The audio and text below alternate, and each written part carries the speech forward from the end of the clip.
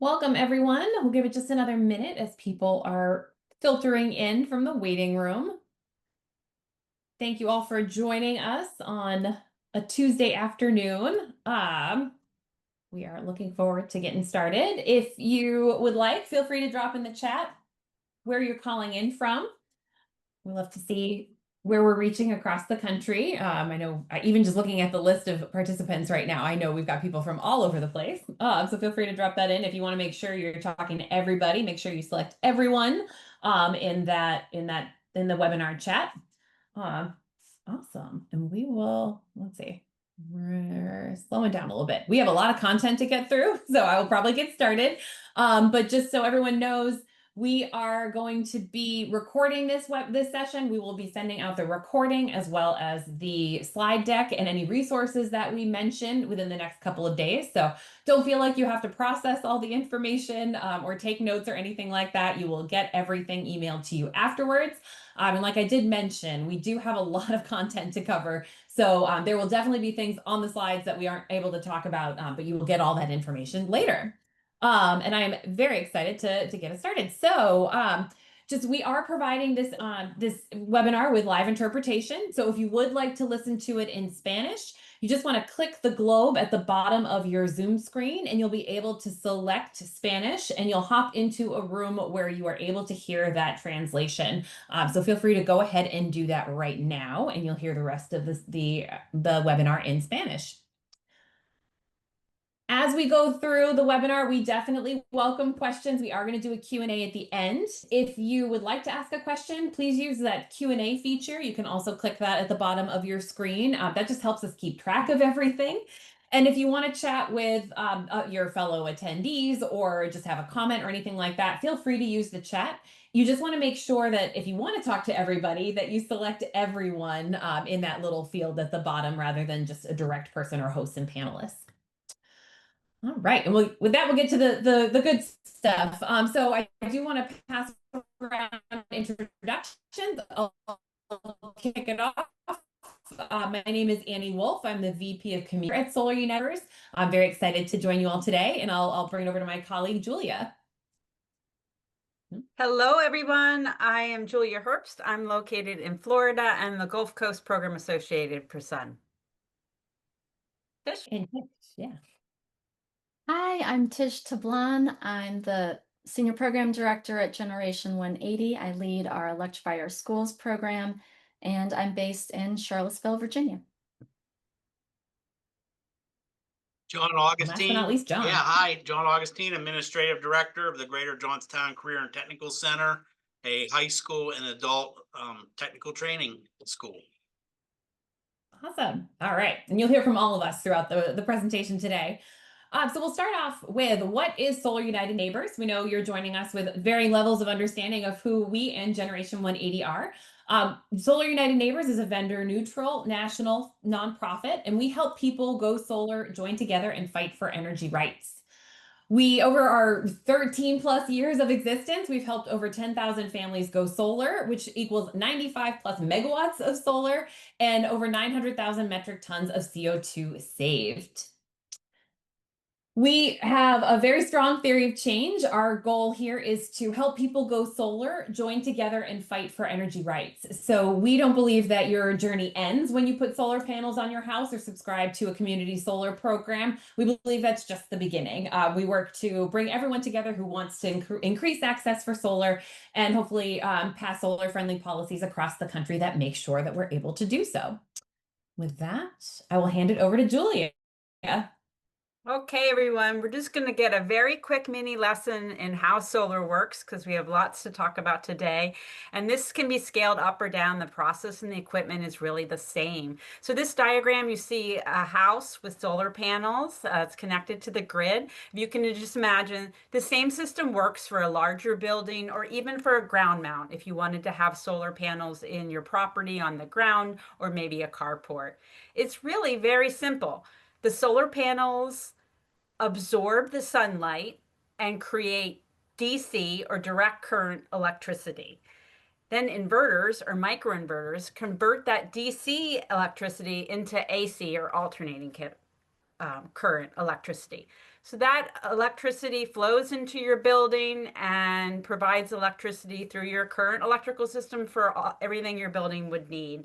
It's automatic and it's connected. There's no switches necessary. Now, because when you're using that solar electricity that your solar panels produced, that means you have to buy less from the utility grid. So that's where your savings first start to come in.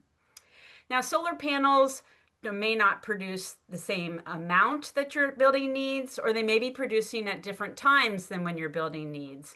So these are all grid tied, net metered systems. So that net metering system is another way that you can save. Next slide. So with net metering, it's really a billing methodology. It's a process where you can create electricity on your property and share any extra that you might not be using at the moment with the grid to flow to your neighbors. That extra electricity is the connection between your solar property and the utility grid. Any extra power that you generate and you use flows out through a two-way meter. And then you receive a credit on your power bill for that excess production, so you can use that amount later. The credits accumulate and roll over month to month. And if you have an excess at the end of the year, that surplus is paid out by the utility at a wholesale rate. This is highly variable. Net metering is available all over the nation, but it does vary state by state and utility by utility. So it's good to investigate this, make sure you understand the net metering policies and anything that must be in play there. And if you have any more questions on how to go solar, how the equipment works, anything on the process, we are here to help you. We have a full service help desk. We have all our state teams to help you, and we have many, many events to go further into detail. But that's the basics, and I hope you reach out to us for support, and take it away, Tish. Great, thanks, Julia. Again, I'm Tish. I'm with Generation 180. We are a national clean energy nonprofit organization, and we work to inspire and equip people to take action on clean energy in both their homes and communities. So I launched our Solar for All Schools program about 8 years ago through this organization, and I'll talk more about that. But outside of schools, our nonprofit also works to help individuals electrify their homes and vehicles. And we focus on clean energy communications and share success stories and leverage trusted messengers. Next slide. So through our Electrify Our Schools program, we work across the country to help K-12 schools access an array of benefits of clean energy. So I started my career as a public school teacher in Georgia, Massachusetts, and California. And in California in particular, I worked with students on bringing sustainability and environmental studies into the classroom. And I got to see in person the ripple effect that can happen when you bring these topics to students. They make connections in their own lives, and they start calling for change in their own homes and in their neighborhoods. And so there is an array of benefits to students, to the schools, and to the communities when we bring solar to K-12 schools. And for schools, the biggest benefit is definitely the cost savings. So going solar has been a smart way for schools to not only reduce their costs and stretch their budget, but they're also able to integrate solar into workforce development, STEM education, and becoming resilience hubs for their neighborhoods. Next slide. So Generation 180 maintains a national database that's available on our website that tracks solar adoption at nationwide K-12 schools. So in the report that we published last August, we found that currently there are at least 1 in 9 students that attend a solar-powered K-12 school. So really exciting progress in solar adoption. Next slide.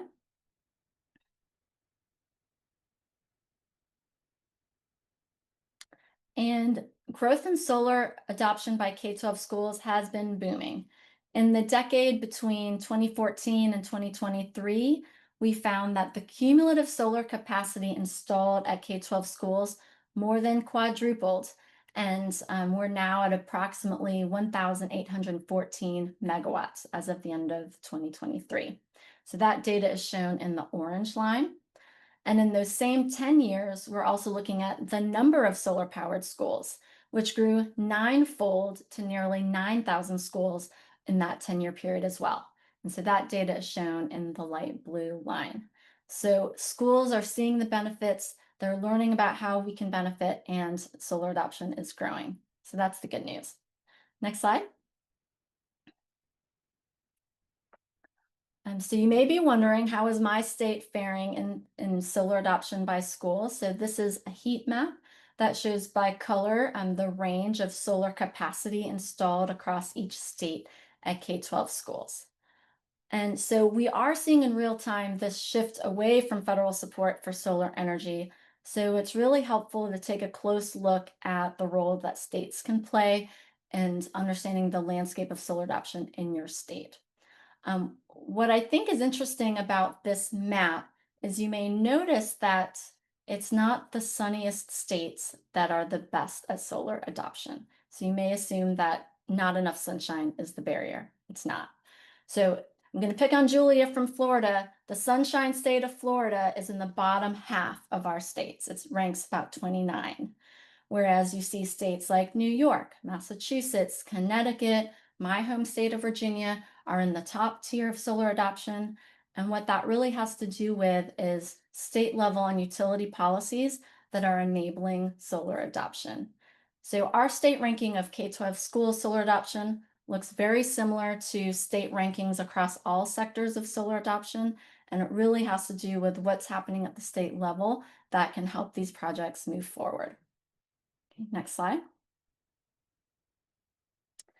So we've looked at our data to try to understand how schools are funding it, because by and large, and I think John will speak to this, the biggest barrier to solar adoption for schools is funding. So we may have schools that are excited to do this, students that are calling for this, but schools are not sure how they can afford to do it. So we've studied what's working for K-12 schools. And there are generally two models for funding and owning solar arrays. So there's direct ownership and third-party ownership, typically with a solar developer. So our research found that 80% of solar capacity at K-12 schools is owned and funded by a third party. And one of the reasons that this model is so popular is because you can typically do it with no upfront costs. And so this is the model that John Augustine's school used, and he can talk to you more about why that was the model for their school. Next slide. So I'll talk a little bit more about what each model looks like. So if you have solar on your own home like I do, or have looked into this, this is the model you might be familiar with, where if I'm the building owner, I'm responsible for funding the array, and then also maintaining it and understanding what happens at end of life. So you take on the funding, ownership, and maintenance of the array. So only 20% of solar capacity at schools is funded and through this model. What is one thing to note is that when the Inflation Reduction Act passed in 2022, it created a new vehicle for tax-exempt entities, such as schools and local governments, to directly access the solar tax credit, but you have to use direct ownership in order to do that. So I just wanted to kind of show this model as something that has been of interest in the last few years. What you see in the picture are two different school districts, one in Kansas and one in Kentucky, showing off their tax credit checks from directly owning and operating their own solar arrays and getting the checks directly from the Department of Treasury. So these are some of the leading schools in the country that were among the first to be able to access that tax credit. There are changes to it that Julie's going to talk about after I go, but just kind of showing you some examples of what's working for different schools across the country. Okay, next slide.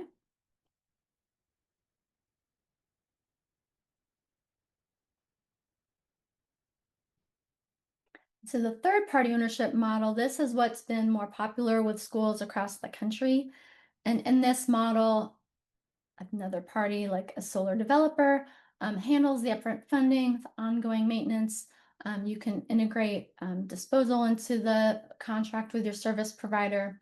It's popular again because it typically means is no upfront capital costs. It also means it can take kind of any burden of maintenance off of the school and shifts it to the service provider. So what happens is the building owner, in this case, the school, would purchase the electricity produced by those solar arrays, but purchase it usually at a rate lower than what they would pay the utility. So then they're also seeing immediate cost savings on their electric bill from day one. And I'll note that the tax credit is still an important part of this model, and that's how this model has functioned, and why it's so popular is that in this case, the solar developer or the owner of the array would take advantage of the tax credit, and then the customer would see that lower cost typically translated into a lower rate that they would purchase the electricity. Okay, next slide.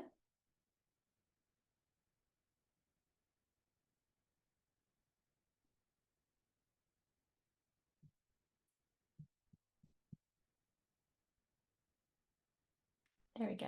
Thanks, Annie.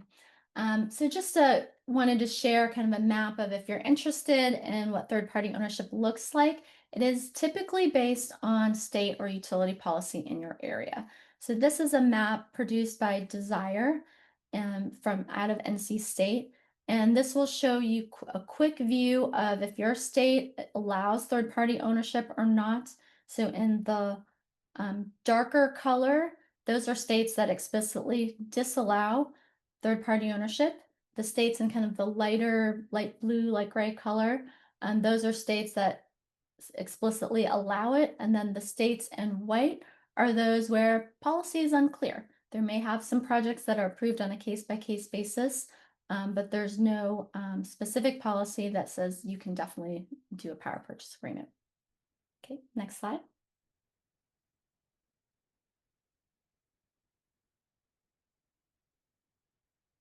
All right, so if you're thinking about how do I fund solar for my school, I wanted to point out some great resources that are available at the state level. These are kind of the gems that I want to point out. These are programs that are doing really well, have funding, or programs that have really been catering to schools.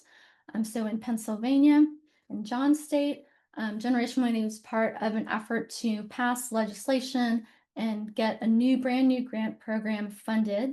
And then just this last May, a couple months ago, the state awarded $22.5 million to schools across the state, specifically for direct ownership of solar arrays at schools across the state.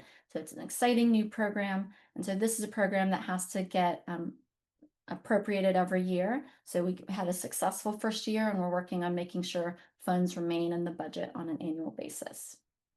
In Maryland, they have a decarbonizing public schools grant program, and across 2 grant years, they've awarded $8.1 million for solar for schools. That fund will replenish because that's funded out of the Regional Greenhouse Gas Initiative that's available in Maryland. In Minnesota, similarly, they have state funds allocated, $7.5 million awarded in the first 2 years of the grant.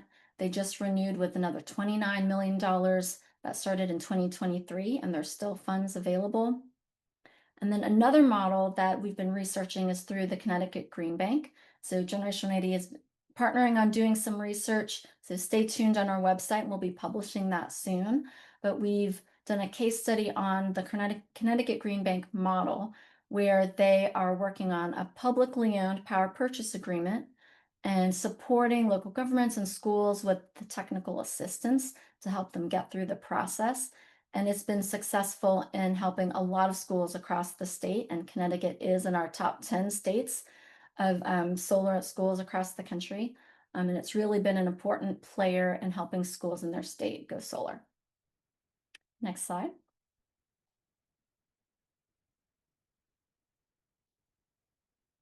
And yeah, those are my slides. So that's my contact information if you have further questions, and we have a lot more resources for schools on our website, electrifierschools.org.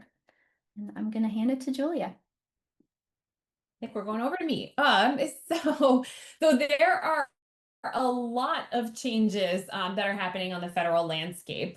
So the large budget bill that was passed at the beginning of July did affect direct and elective pay in a variety of ways. It didn't eliminate it, but it did have an effect on the ability for nonprofits to utilize that 30% tax credit.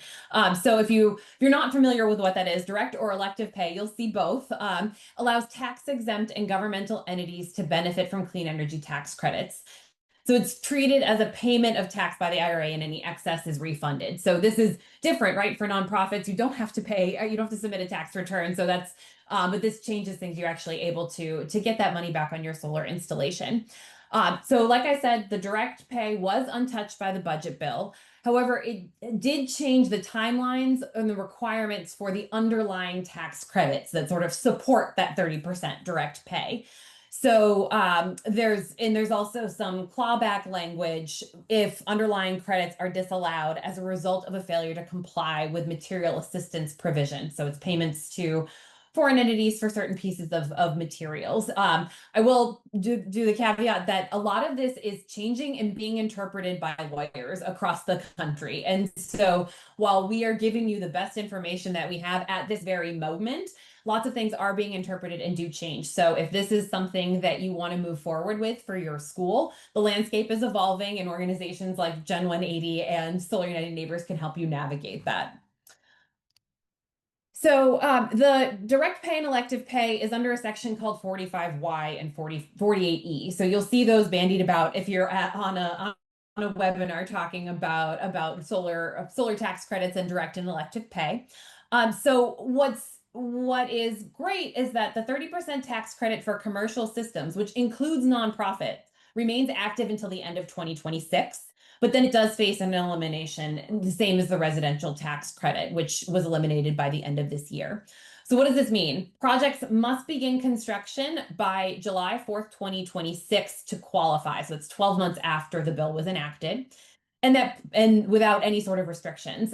Projects that begin after July 4th, 2026 must be placed in service by 12/31 to 2027 to qualify. So they do have to be done within that time frame. For commercial systems, batteries remain eligible for the tax credit through 2033 and the full 30%. And then it phases out through 2035. So if you're a school system that has solar and wants to add batteries, a storage, or it's something that you're considering as a part of your installation, know that the batteries piece of the tax credit is actually untouched. So what really changes is foreign entities of concern. So this does apply to a direct and elective pay and nonprofit projects as well as commercial projects. So for projects that begin construction after the end of this year, and for eligible components sold in 2026 and later, taxpayers cannot receive material assistance from a prohibited foreign entity. So that includes countries like China and Russia and North Korea. But these very much based on project and also the year. So this is the part that we have a little bit of, plenty of ambiguity about. There was another executive order after the budget bill was passed that addressed foreign entities of concern. And there are consistent webinars and guidance coming out from legal entities that understand this language and are really paying attention to the court cases around it to help provide better guidance to nonprofits as they move through this. And also we all still don't exactly know. There's a lot of ambiguity with the language and how this is going to be enforced. So there's a lot for us all to learn about how this foreign entities of concern are going to be interpreted, and also how payments are going to be tracked, how the supply chain is going to be tracked. So I just am laying that out because there's just a lot of questions about this, but the bottom line is that the direct pay and elective pay is still an option for you in the next year to put solar on your school. So just to cover briefly residential, because that was something that was definitely an important part of the budget bill. So the residential solar investment tax credit, so the one that lets you put panels on your home or a ground mount system, expires at the end of this year. So December 31st, 2025 for panels and for batteries. So just a reminder for nonprofits, batteries are untouched so far until 2033. But for residential, both solar panels and batteries no longer qualify for the tax credit after the end of this year. So If your in-system is installed and operational in 2025, you can claim that full 30% on your tax return, even if part of the invoice isn't paid until 2026. But if if the switch is flipped and you're getting the power from solar by the end of this year, you're good to go. Power purchase agreements and leasing, which what Tish talked about as options for nonprofits, that is an option for residential as well. And companies that offer these are considered commercial entities and still qualify for that commercial tax credit. So it is still an option moving forward if you're looking to put solar on your home. And those tax credit savings are passed on to the customer. So that's how that'll work moving forward. But with that, I want to pass it off to John to talk about the actual project and Yeah. Sweet. Well, thank you for having us. So welcome from Johnstown, Pennsylvania. And I promise to keep this light. There's going to be some jokes. They may not be good, but there'll be some jokes. So GJCTC is a public school. We serve 7 school districts, and we draw just over 600 high school kids in grades 10 to 12. We offer full-time adult education programs as well, and we support on the traditional blue-collar trades: auto mechanics, diesel mechanics, cosmetology, culinary arts, construction trades, electrical, HVAC, and the like is what our focus area is as a school. We've been in existence since 1970, and we're still going strong. We actually have some of our highest enrollments here the last couple of years. You can go ahead.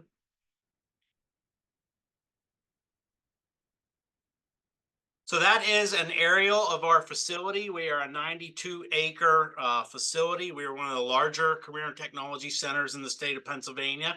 And you'll see there on the right side of the picture, that is a 4-acre, 1.2 megawatt solar field, or 1.2 megawatt solar field. We are extremely proud of that. We put that in 2003 as part of a much larger project. We did a $17 million renovation of our school, and it really was a total energy renovation. We didn't get new walls, we didn't get new ceilings, we didn't get new classrooms. Our entire renovation project was all about utilities and cost savings moving forward. The solar became a natural part of that. It was not originally in the project, but we found out we were a prime candidate for it. And the next couple slides are going to talk to you about how we put our school on an electricity diet. And that is the biggest thing that I can tell anybody that's looking to put solar on their school. Yes, you can do it. Yes, you can have the PPA, and everything these ladies have talked about is absolutely true. We're experiencing that. And I think I have some slides that'll share some numbers. But you have to get your school ready for it. You have to be ready to consume a lesser amount of electricity. And I think that's what we're going to talk about in these next couple slides. Go ahead. So this kind of shows the amount of schools in Pennsylvania that are already using solar. This is us right there, sort of the south central heart. We are totally in the mountains. The highest point in Pennsylvania is only about 20 miles from our school. So we're definitely up in the mountains. We had 8 snow days last year. And while most people worry about rising energy costs, we only worry about cloudy days. That was another drum roll joke there. So sorry, they're getting worse. Go ahead. This is a really important picture for us. You see a large group of people there. That is how many people it takes to make a project like this happen. That just isn't a staged photo. Those are the people that were in some format, had direct involvement in making this solar field happen. I'm just looking at some of the faces on there. I see county commissioners in there. I see school board members in there. I see Richland Township, the municipality that we're in. We're the first solar field in our municipality. There were so many unknown questions that we had to go through just because no one's ever done what we did. We have a large university across the street from us. The University of Pittsburgh at Johnstown has twice as much property as we have, and I won't be far and long until they put solar on their property. I see Generation 180 is here, Sharon, you're right there, right front and center. They've been just a wonderful partner for us to advertise and get the word out about how important this project was. The picture you see of me and a young man, that's one of our students. And I think it's important to note our students were directly involved in this entire project from the minute we put the first shovel in the ground until we had the drones taking the pictures. Our students, because this is what they're learning to do. We're involved in the process and they've gotten to be part of it. So if you're thinking about this, don't do this alone is the purpose of this slide. You have to get a team of people supporting you. You have to get a team behind you. Next slide.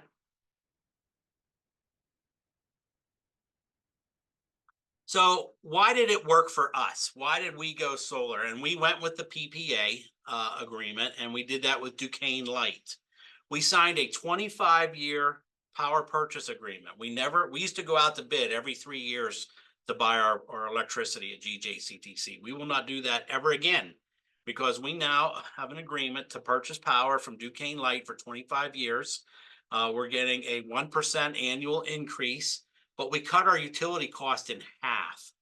So in 2023, our bill dropped in half, nearly $60,000 a year savings in year one, just by going to purchase the electricity that we are from Duquesne Light. And this is where I talked about putting the school on a diet. We're actually consuming less electricity as well while we do this.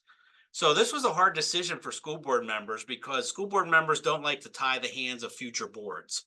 They're elected for a 4-year term and they like to do things for their 4 years. But this board, and I have a 15-member school board, by the way, came together and saw that if we did this, we'll be paying less per kilowatt in 25 years than we were paying in 2022. Let me say that one more time. We will be paying less per kilowatt through a PPA in 25 years than we were paying in 2022. Then the real magic happens at midnight of that 25th year. Well, really probably about 5 a.m. depending on the time of year. Electricity is completely free. That land that we're leasing to Duquesne for $1 and then buying the electricity from becomes our property. All of those posts become all of our properties. All of the pylons become our property at GJCTC, and our electricity becomes completely free. It was a gift that we're giving to the taxpayers of our local community that's going to last forever. Our panel's going to need replaced, maybe, but the infrastructure's there. The underground wires are there. So what? We have to replace some panels on some pylons. Not a big deal because the infrastructure's there and it can't be taken away. Next slide. So what did we do? We spent the money on what's called a GESA project, a Guaranteed Energy Savings Agreement. So I saw there were several schools from Pennsylvania on the call here today. This is what you want to talk to your solicitor about, your superintendent about, your local representatives and Congress people, state senators about, is how do you get your school involved in a GESA project? And that is how we did it. We put all new lights, we put all new automated controls, HVAC system, windows. We basically did our whole building envelope. And I think the pictures that are here, I just want to point out one in particular. The bottom left one, you'll see 2 square boxes. Those are our instant hot water, industrial size instant hot water tanks. Our school used to consume and heat 1,500 gallons of water 24 hours a day, year round to 140 degrees. We now heat water when we need to. Just that's what I'm trying to say. It's just a massive energy savings project that allowed this to happen. Next slide. So there I am. I look pretty smart right there, as I like to say. So any school that is considering solar, you can see just in that picture, look, there's snow on the ground. That snow leaves those panels by 11 o'clock, 12 on a sunny day. They generate enough heat that the snow slides right off. We've never had to go out and clean our solar panels. We might lose an hour or two of sun and generation, but we are considered a net neutral solar field, which means what we overproduce in the summer, we get credits for when we need them in the winter and when the sun goes down. We are considered a large energy customer. We have 3 welding labs. We have a machine shop lab. And during the day, like right today, we are 100% solar powered. There is something everybody needs to know about solar fields. This has probably been the #1 question I've been asked, and I want to share it with you. So we're tied into Penelec. Our meter is Penelec, but yet we're buying the power from Duquesne. Let's say there's a car accident, heaven forbid, but it does happen, and a pole goes down, and we lose electricity at the school. The lights go out at GJCTC, even though it's the middle of the day. You need to be ready for that and have an answer for it. There is a safety device required in the state of Pennsylvania that if the meter loses power coming in, it shuts the solar field off. That is a safety device. So when the Penelec workers and the electricity line workers show up, they're not getting any backfeeding done. So that's just something we've had to tell people. We've also looked into battery backup. It was very expensive for a facility our size, so we opted not for the battery backup. I cannot say enough good things about this PPA agreement. It lowers your annual costs, and in most cases, you're going to be able to purchase the solar field for $1 at the end. And we couldn't be happier about it. This could not have happened. The biggest thing I can stress with everybody is get a team of champions behind you. Get Generation 180 involved. They will get the right Pennsylvania or the right legislators from whatever state you're at. They will get them behind you. They will get them talking to school board members. And before you know it, once this ball starts rolling for solar energy, it just becomes the right answer. And a lot of school districts have property that they're sitting on. Like I said, we have 92 acres. We would put more solar panels in if we're allowed, but we have maxed out in the state of Pennsylvania with the amount, because we are consuming what we're making.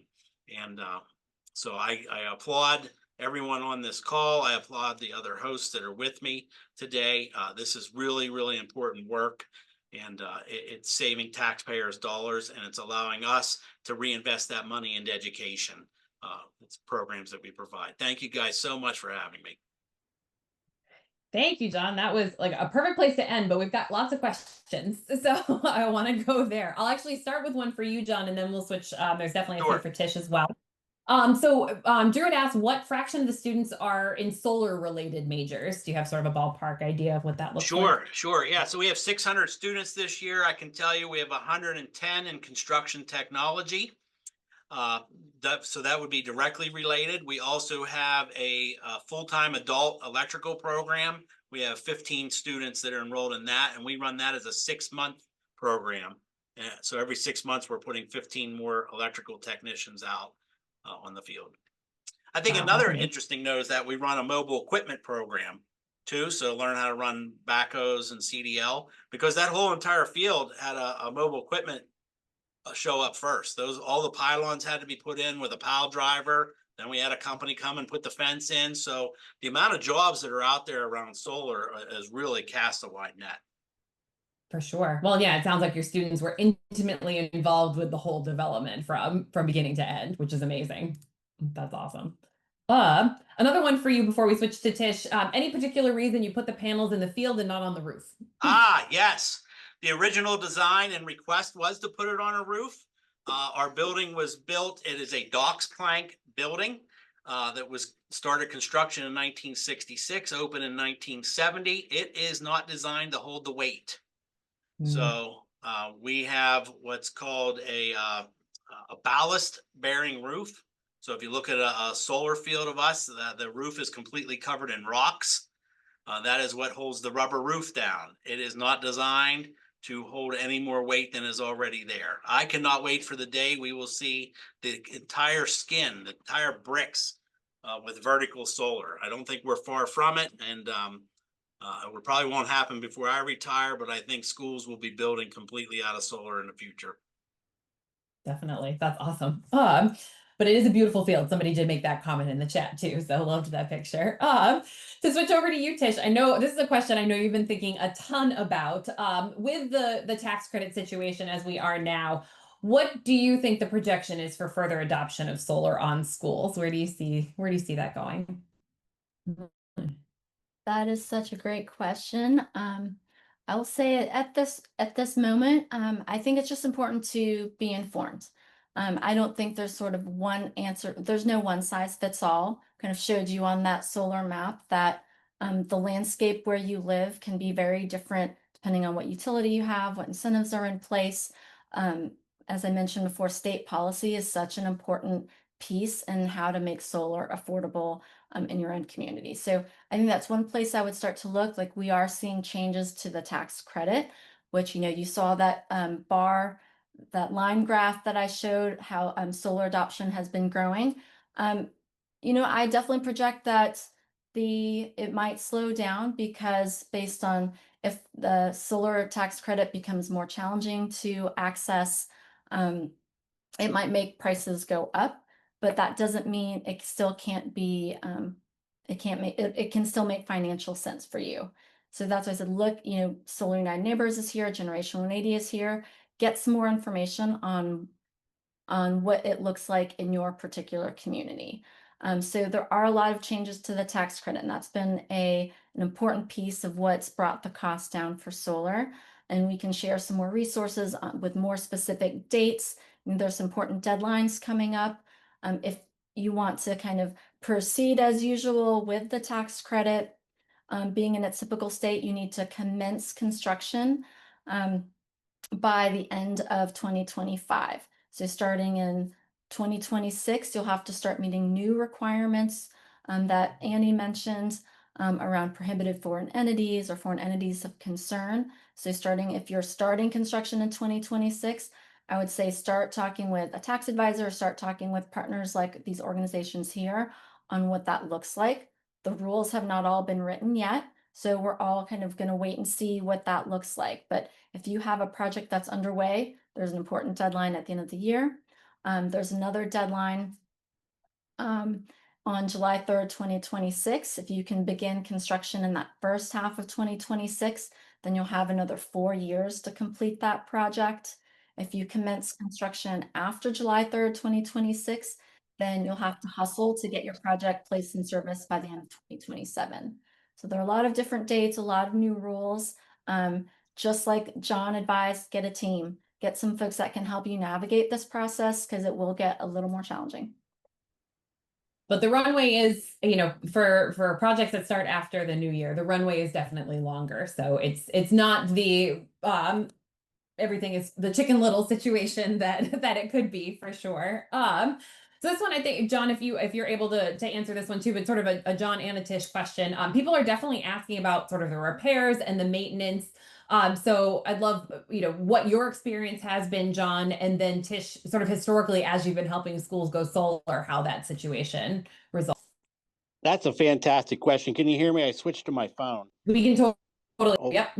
yeah, wonderful. How about that little sneaky move?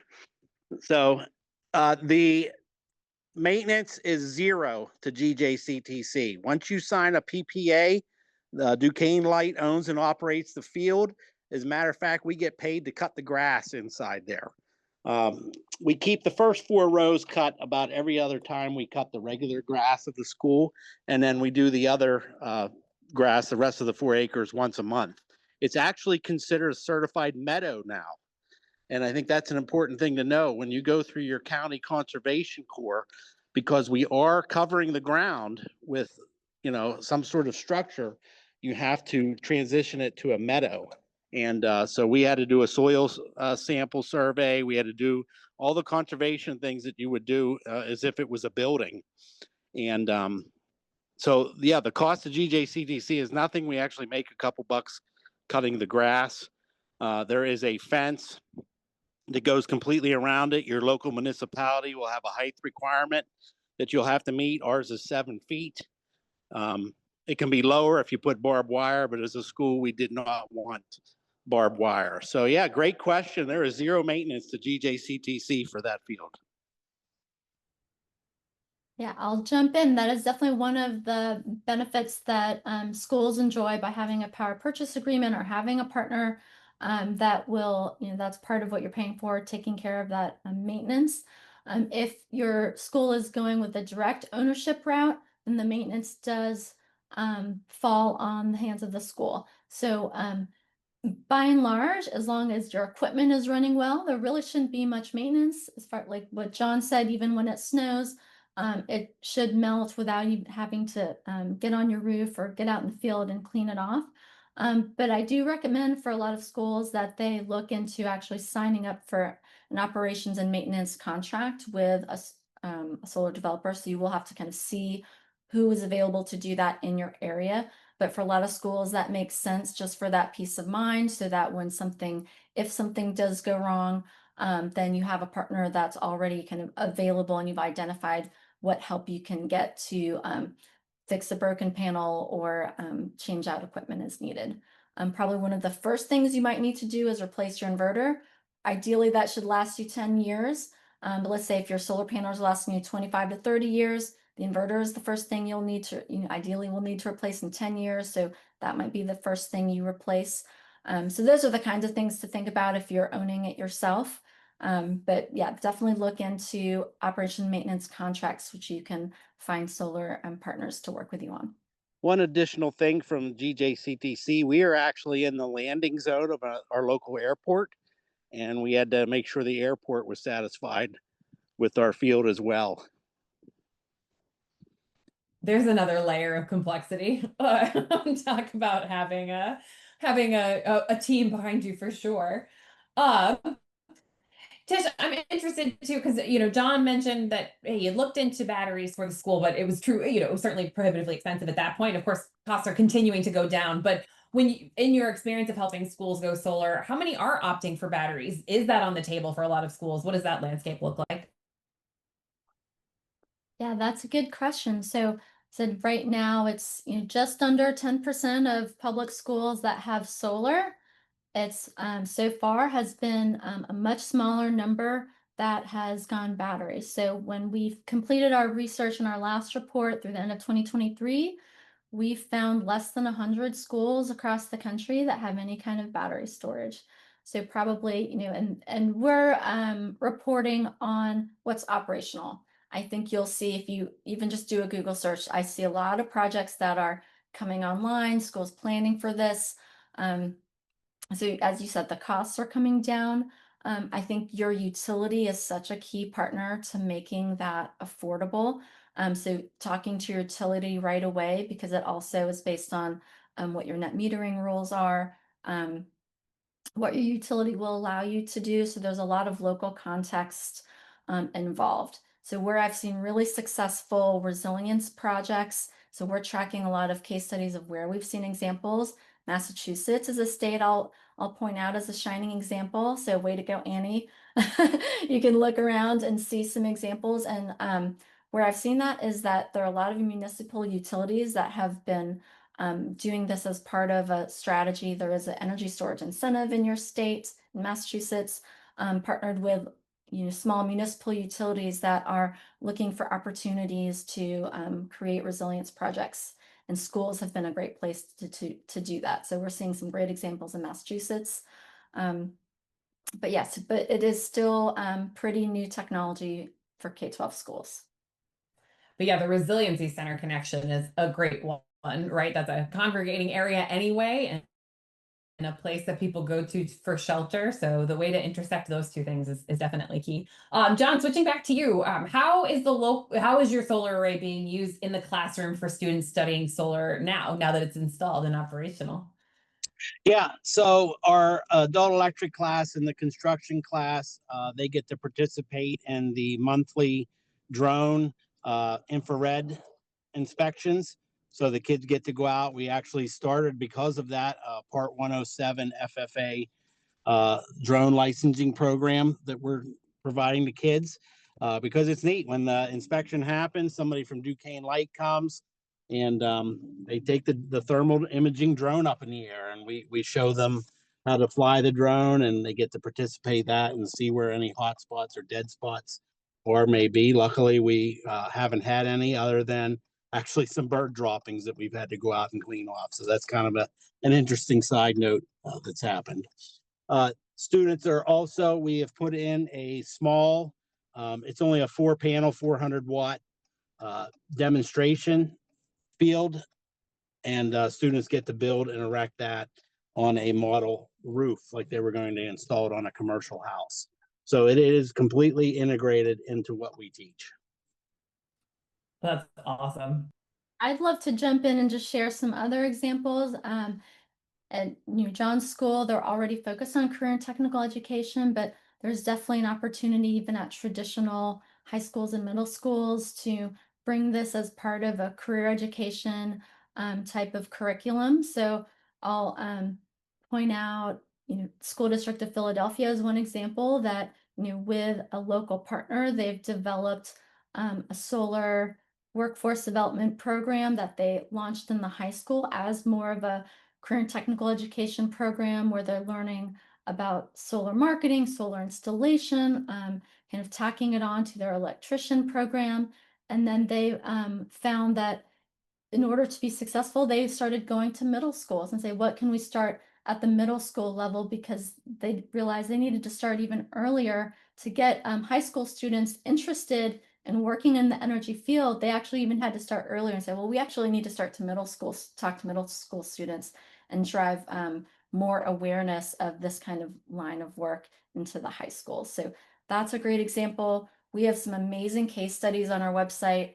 One of my favorites is in Tucson, Arizona. They're doing agrivoltaics at their school. So they have these beautiful community gardens at each school, and a lot of them have integrated solar panels as shading structure in their gardens, and they're partnering with the University of Arizona to study how plants grow in the shade of solar panels versus, just a traditional garden. So that it's used in STEM education. There's so many creative programs out there that integrate solar technology into the curriculum. Two more real quick at our career center. I can't believe I forgot these. Our culinary arts has we call it the Munchie Mobile. We have a food truck, and this year it will be 100% solar powered with an EcoFlow 3,200 watt solar generator that will be setting the solar panels up right when we're using it. We're also building a tiny house this year that'll be completely solar compatible as well. Very cool. And Tish, Matthew mentions that he's read of some schools using their e-buses as battery backup. Is that, could you talk a little bit more about that? Yeah, absolutely. And that is definitely on the cutting edge right now as well. So we do help support school districts in looking into vehicle electrification. So you can find some resources on our site about electric school buses. That is definitely on the cutting edge. In Johnstown, state of Pennsylvania, we do have some examples where that's working, and we have school districts piloting it. So very soon we have in the works a video that talks about Stilton High Spire School District, which is near Harrisburg, Pennsylvania. They're the first school district in the state of Pennsylvania to both have 100% solar and have 100% of their school buses electric as well. And so they have, through their partner, they're piloting a program of how they can use those the batteries on those buses as kind of mobile energy centers. So because you can drive these buses, they could deploy. It is a small district. They have 6 buses, and that is their fleet. But let's say if one site goes down, they can potentially deploy 6 buses to that site, and those batteries could be available as for an example. So that's still something that is very new, and a lot of them are in pilot phase right now. So that's an exciting technology that we're seeing deployed in places across the country. Very cool. And it's an emerging technology for the residential side too, as people using their EVs as batteries with their homes. So Mac was asking what kind of citizen engagement programming and equipment we can refer him to. For example, solar battery display wagon to take to curbside to show parents, events, and citizen support by student and volunteers. I love that idea. I wish we could send you a wagon.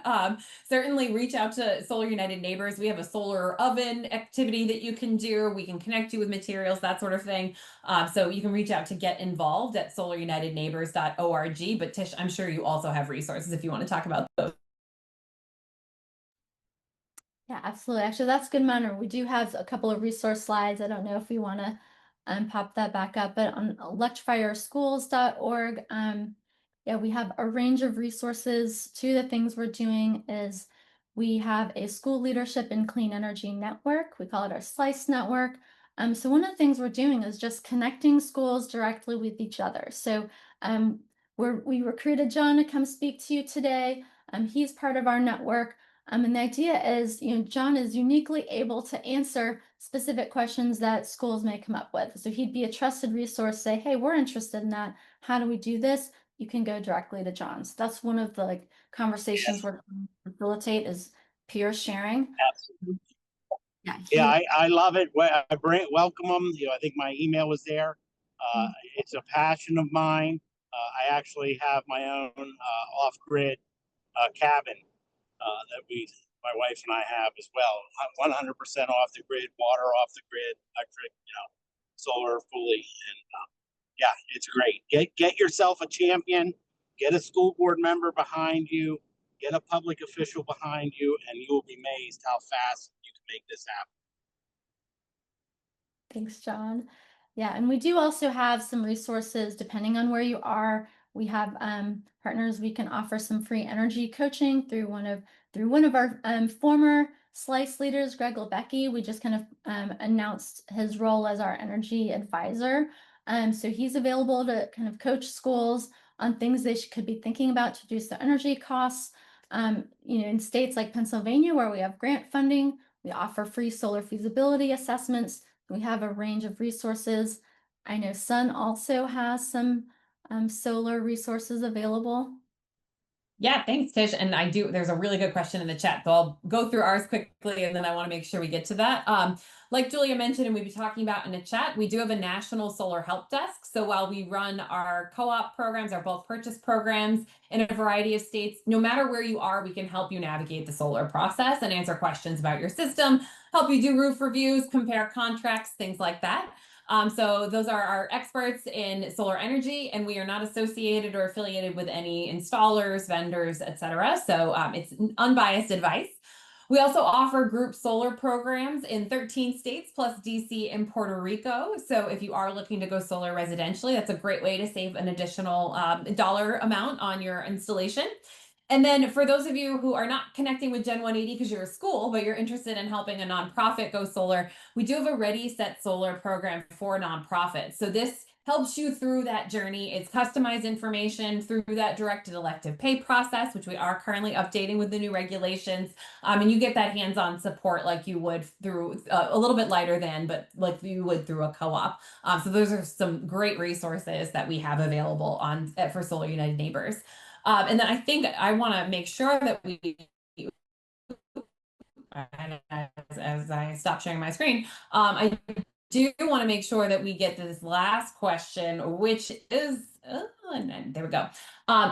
Samantha asks, what solar benefits move a school board? As you mentioned, it's a tough sell for a board who is here today and gone tomorrow. Definitely want to make sure that we answer that question because that's a fantastic question. That's really what it comes down to. And if you can show that it's going to board members' money, case studies of it, this is not make-believe. There are true, real dollar savings to do this. I will open my books up to any school, no matter where you're at in the country, that wants to come and see the real documented savings. Even with the $17 million building project, we're seeing savings. And it was putting the program on a metric diet, and then the annual savings they're receiving are real. And that's the long and short of it. It is real dollar savings for taxpayers. Love it. Can't get better than that. Anything to add, Tish? Yeah, absolutely. I agree with John that cost savings is the biggest benefit. The mission of schools is education. So anytime you can also add in how this is going to directly benefit students as well. And, bringing down your costs is going to directly benefit students by being able to allocate those precious dollars back into students instead of using those dollars to pay your electric bill. It's going to go back into students. There's that direct connection, but like kind of some of those examples I shared with, how can that be brought into the curriculum? How can it be part of workforce development? Those are also really great benefits to think about. Wonderful. Well, with that, we are just at the top of the hour, or the bottom of the hour. So thank you all so much for taking the time to join us today. Thank you, Tish and John and Julia for speaking, and our support staff who are in the background answering chats. We will out a recording and the slide deck, as well as the resources that we mentioned, in an email within the next couple of days. So you'll get all of that in your inbox soon. But thank you all for joining us, and we hope to see you at another event soon. Thanks all.